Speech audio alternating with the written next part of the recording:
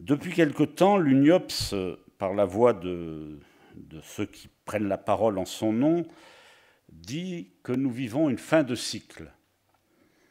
Et je dirais l'image employée par le président Hydrac sur la tectonique des plaques reprend bien ce que nous voulons dire par cette fin de cycle. Alors cette fin de cycle oblige, le monde associatif nous oblige, nous, le monde associatif non lucratif de solidarité, au nom de notre histoire et de nos racines. Notre appartenance à ce monde nous conduit à travailler sur deux jambes, et pas seulement une. La première jambe, ce n'est pas la plus importante, même si c'est la plus, comment dirais-je, prégnante aujourd'hui. Il s'agit d'accompagner, sans oublier de mettre en avant nos propositions, accompagner au mieux les petites réformes dont vient de parler Madame Bachelot à effet immédiat, comme les mouvements de fond, et c'est là qu'on rejoint les plaques tectoniques, qui transforment le mode de régulation dont notre secteur avait l'habitude. Je veux parler des réformes de la planification et d'autorisation, des réformes de la tarification, de la mise en place de nouveaux dispositifs plus transversaux qui parfois fragilisent le secteur. Et nous en avons eu une illustration assez forte avec l'exemple qu'a développé ce matin Emmanuel Verny dans son intervention sur le domicile à l'heure des réformes.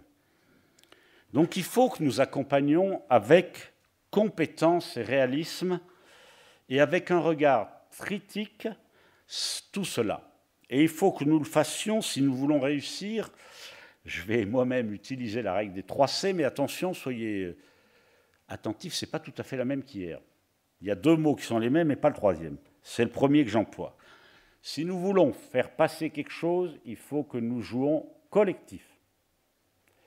Or, vous savez qu'il n'y a pas plus difficile que dans le monde associatif pour jouer collectif. Et nous avons eu deux exemples très concrets. Un exemple national avec l'aide à domicile, qui a montré qu'en étant unis, nous avons pu faire bouger les lignes avec l'Assemblée des départements de France. Et un exemple local avec la commission dont nous a parlé Jean-Claude Pical. Enfin, il faut parler, le deuxième C, c'est concertation. Les enjeux à venir sont trop importants pour qu'on s'en prive. Et là, je voudrais remercier Madame Fourcade, donc notre directrice de la DGCS, parce qu'on sait que la politique, ce n'est pas vous qui la faites. Enfin, il nous semble. Mais nous avons constaté depuis votre arrivée que vous aviez un souci de concertation pour expliquer et écouter. Nous vous en remercions. Et puis le troisième C, c'est la coopération, parce que c'est grâce à elle que nous pourrons à terme répondre à la question que nous posait donc Bernard de Langlade, comment construire un droit itinéraire pour les personnes. Ça ne passera que par la coopération, et pas seulement la coopération entre gens de même poil, si je puis dire. Le non lucratif doit coopérer avec le public et avec le marchand, à condition qu'il sache ce qu'il représente. Mais je voudrais terminer mon propos, avant les remerciements, par quelque chose qui nous paraît très important.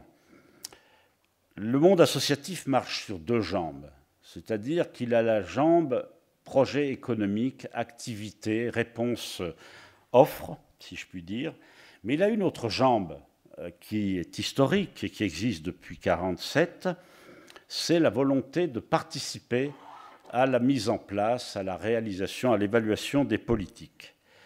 Et Dominique Balmary, dans son propos introductif, disait « Tout ceci dont je viens de parler, les réformes, etc., est important, mais plus important encore, au niveau politique et sociétal, et le sujet de la perte d'autonomie. Cette grande réforme de la perte d'autonomie est tout sauf une histoire d'élus et de professionnels.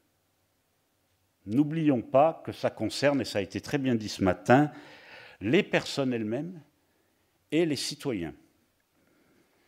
Cette grande réforme que nous appelons de nos voeux, droit universel de compensation, de soutien pour l'autonomie en direction des personnes âgées comme des personnes handicapées, est une réforme nécessaire, pertinente, comme ont été pertinents la création des autres risques à la fin de la Deuxième Guerre mondiale. Mais elle ne doit pas se limiter à une réflexion entre professionnels et entre élus.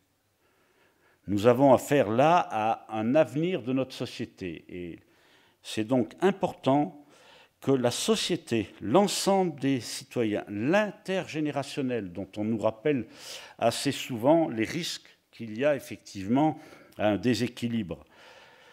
Donc l'ensemble des acteurs qui interviennent dans l'accompagnement des personnes âgées et des personnes handicapées soient associés, les personnes elles-mêmes, leurs familles, les aidants, les bénévoles, les salariés, les administrations. C'est fondamental que nous arrivions à bien retrouver ce qui a fait nos racines en 1947 en étant capables de travailler sur ces deux pieds.